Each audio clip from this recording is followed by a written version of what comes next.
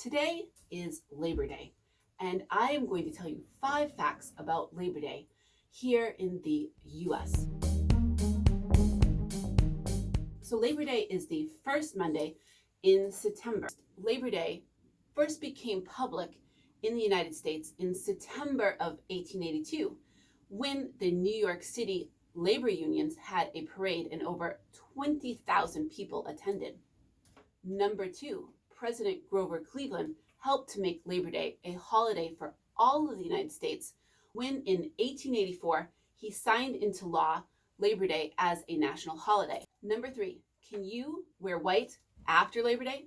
This actually comes from the Victorian era, when wearing white was a fashion faux pas after the official end of summer.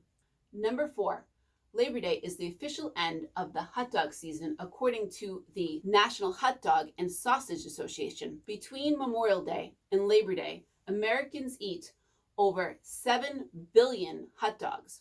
And actually, on the 4th of July, Americans eat over 150 million hot dogs, which is enough to stretch from Washington, D.C. to Los Angeles 4 times. And number 5, Labor Day is actually seen as the unofficial end of summer in the United States. Many students used to go back to school after Labor Day, but now actually most students return to school before Labor Day because of global warming and many snow days. Do you have a type of holiday like this? Let me know in the comments.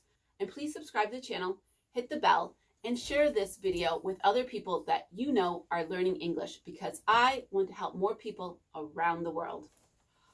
Ooh.